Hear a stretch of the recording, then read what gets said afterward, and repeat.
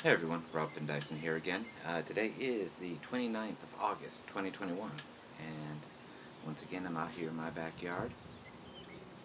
Dogs are locked inside just because we have dogs next door and they like to try and play with them, and of course they're quite loud, so it's not very conducive to doing a video. So today I want to talk to you about cheap versus frugal versus quality versus expensive. And one of the guys I consider a mentor to me, even though I've never met the man, is Jack Spirko of the Survival Podcast. And one of his quote-unquote rules of life is never be cheap, always be frugal. And I totally understand where he's coming from. And it's a concept of, you can go out and buy a $15 hose, and it'll probably last you one, maybe two seasons, and then it gets all kinked up and just doesn't work right or breaks, and then you need to go out and buy a better quality hose. And you can go out and get a $40 hose, and as long as you take care of it, that thing's going to last probably a decade or more.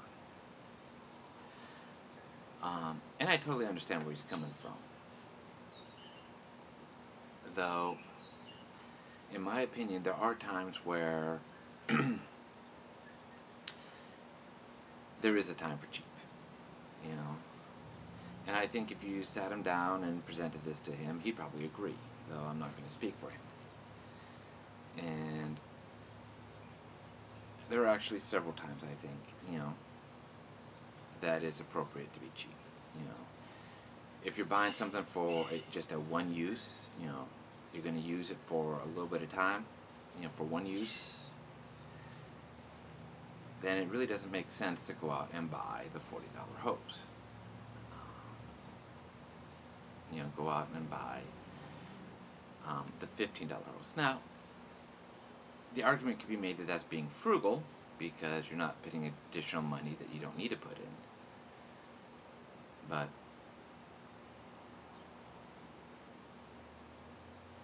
there are other times where, and I guess this is just exactly how you define the word and the gray area and the wiggle room. But while I'm definitely not going to say, I grew up, in, absolute poverty. I grew up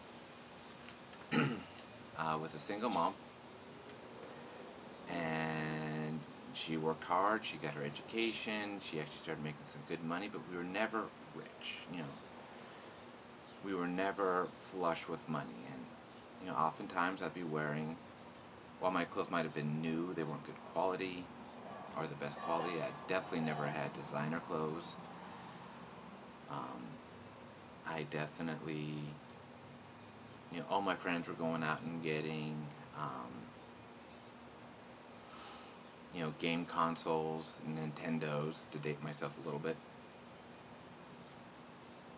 And, we couldn't afford it. Single mom out there, trying to live in Hawaii, which is not the cheapest place to live by any stretch of the imagination. Very high cost of living. But, I didn't have a lot of the optional things I wanted. I always had food.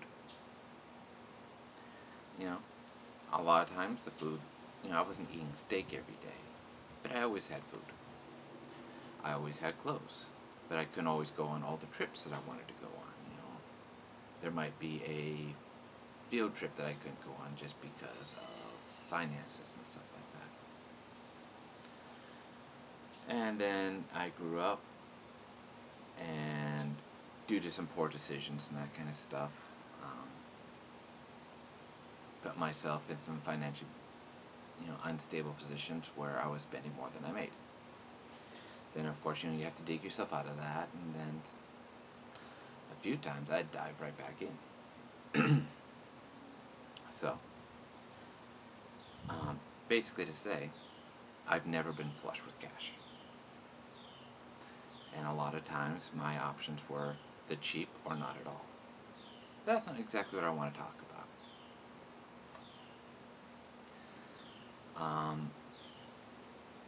I think most of us inherently understand that situation. A lot of us, maybe not everyone, but a lot of us have been in that position where it's, you either get the cheapest thing possible or you don't get it at all.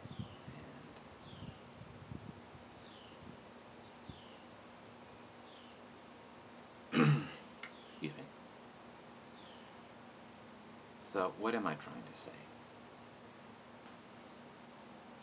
Mainly what I'm trying to bring out here is with the assumption that you actually have the option. Going back to the hose analogy, whether you can get the $15 hose or you can get the $40 hose, and it's an option. I'm not going to say one is better than the other. As far as decision-wise, obviously the quality of the hose should be different.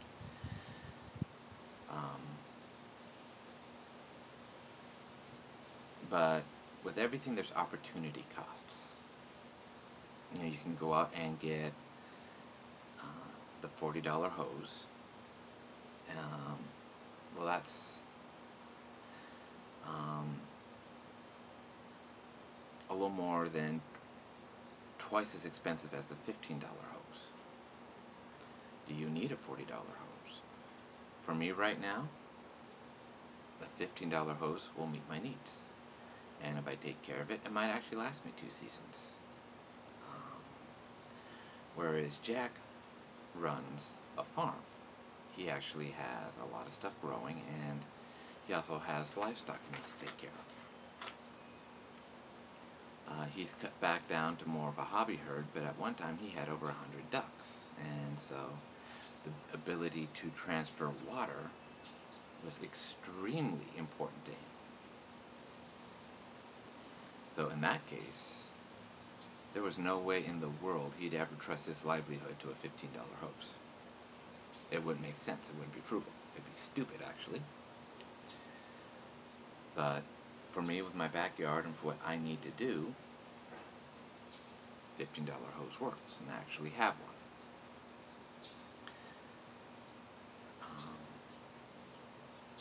And I do hope to eventually get a better hose, but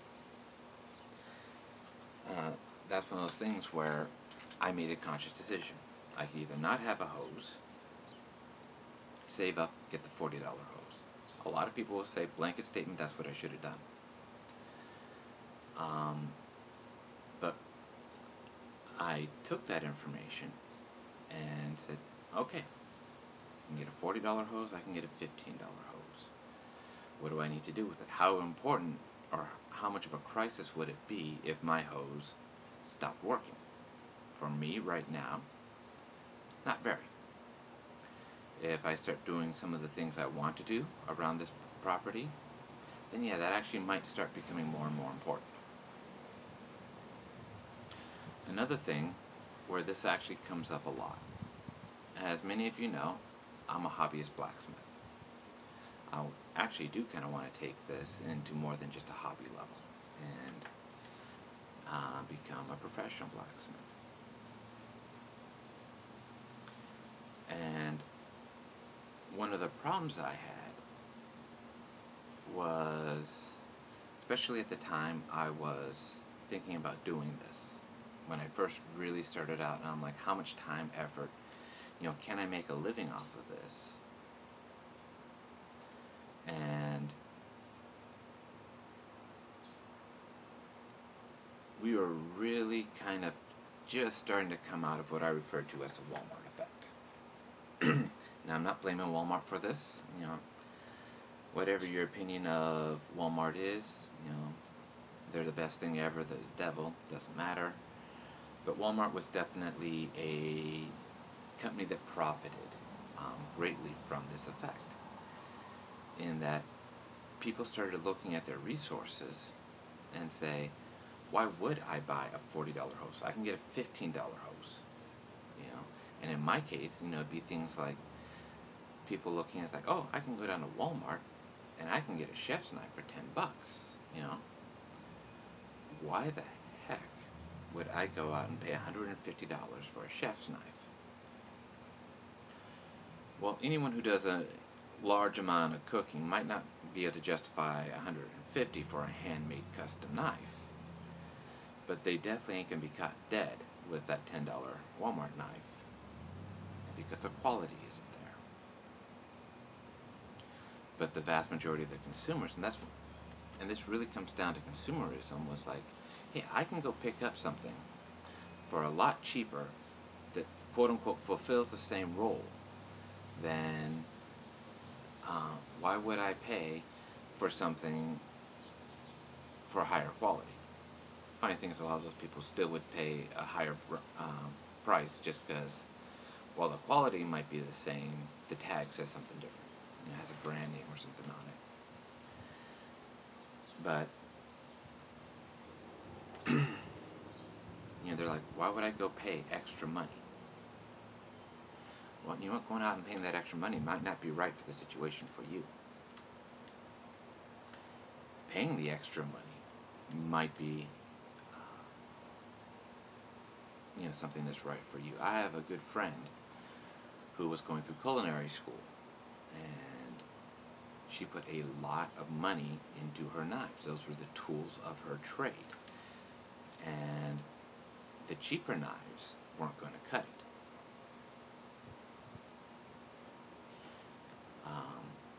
No pun intended, actually. I just realized what I said. But honestly, they wouldn't cut whatever she was looking to cut just from the amount of use. Those, $10 knives you get from Walmart, they're designed for the occasional person who pulls out the knife, cuts up some vegetables. It doesn't matter if the cuts are perfectly clean, they're just cooking at home. And, hopefully washes it. Ideally, you would run it over a sharpening steel just to keep, or a honing steel is actually the more appropriate term, just to keep that blade maintained, and stick it back in the block, or even worse, the drawer. Don't keep your knives in a drawer. It's the worst thing you can do for them, almost short of a dishwasher. But, they're meant for very much of the base use. And anyone who's picked up, a $10 knife and a $100 knife, even if they don't fully know exactly what the difference is and how to use it, they can definitely feel a difference in the quality. But if that's all you're looking to do is occasionally chop up some vegetables, then maybe the $10 knife is better for you, because that's $90 you can go spend on something else. Maybe something that's more of a pressing need, or maybe you don't enjoy cooking, but you enjoy some other hobby, and you can take that $90 and stick it towards that. But at all times, and this is kind of a very roundabout way of trying to get to this point, you should be aware, and it should be a decision whether you decide to go for something that's cheap just because it suits the needs, it fits the resources you have right now, and you can get by with it.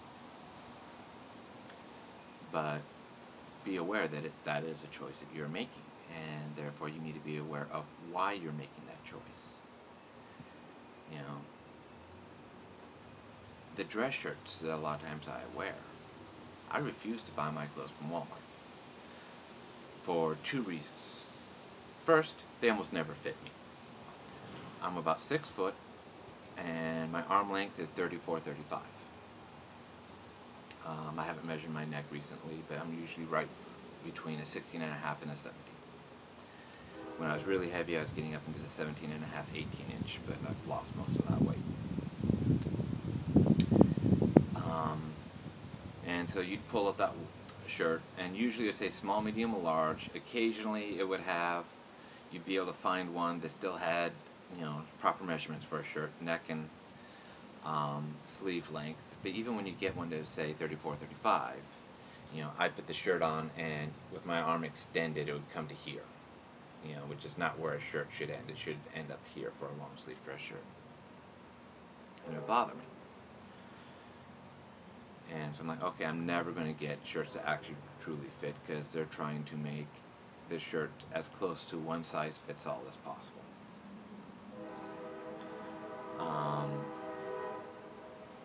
But the other reason why is, if I pick up a white shirt, you know, and put a newspaper behind it, I shouldn't be able to read the newspaper, at least not pretty much at all, if it's a good quality shirt. But with a lot of the Walmart shirts, I could put a newspaper 10 feet behind, hang the white shirt up, 5 feet, and I'd still be able to read the entire newspaper perfectly. Obviously, a little bit of an exaggeration, but you get my point. Is that the shirts were thin, very loosely woven, and they were cheap. The other problem with that is they don't last as long. Once again, we're going back to frugal, never cheap. But you know what? If push came to shove, yeah, I would buy a shirt like that if I absolutely needed one. But if I were to make that choice, then that's the choice I would make. I had to make a choice like that here a couple of weeks ago, is because of the way the move went down, we weren't able to get the trailer that we thought we were going to be able to get to move all of our stuff. And we had packed, and so we would be able to move the vast majority of our stuff down here in one trip. Well, without that trailer, we could only fit what we could fit in the back of my pickup truck. Fortunately, I have not a huge, but a decent-sized pickup truck, so we were able to get a good amount in. But a lot of the stuff where we would have packed differently to make sure that the essentials made it down here, a lot of them didn't, including my dress boots. And I went out and looked and said, okay, well, what would it cost to get, a decent pair of dress boots, for me to wear to church?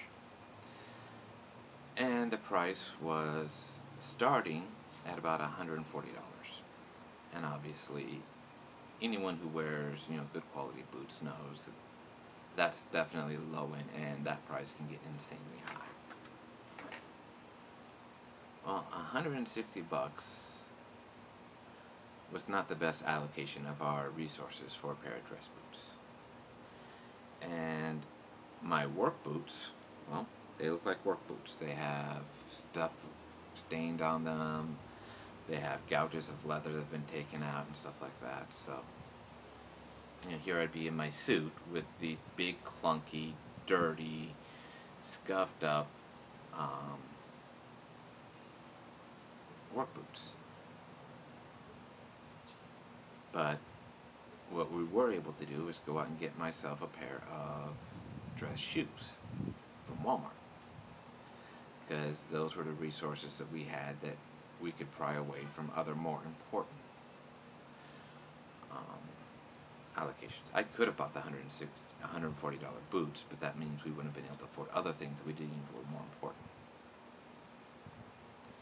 So I now have a pair of black, I am sure there's not a stitch of leather in them, dress shoes that will get me by. Now, one of two things is going to happen. Either I'm going to find a way to get my dress boots down here, or I'm going to end up buying some new boots. But that's going to be something, and these were going to fill the gap. But that was a conscious decision. Like, okay, we have a finite limit of resources. What is the best use of it? Unfortunately, dress boots are not it. So, long story short, I'm going on 20 minutes here, is sometimes it's okay to be cheap. Sometimes cheap is what you need, either due to resources or due to other factors. But it should be a conscious decision. And You know, if you have livestock, depending upon your hose, don't buy the $15 hose, buy the 40. You know, because there are people who are like, oh, I can go get the $15 hose, and then halfway through their season, because they use it constantly, it breaks in an inconvenient spot, and they're like, oh, well, now I need to go get another $15 hose. So now they're at $30. They do that one more time, and it would have been cheaper for them to go buy the $40 hose. Anyways, with that, before I start rambling on too much longer, I just want to remind everyone, figure out what your dreams are. Examine what you need to do to get to do them. And then do them. With that, Finn Dyson out.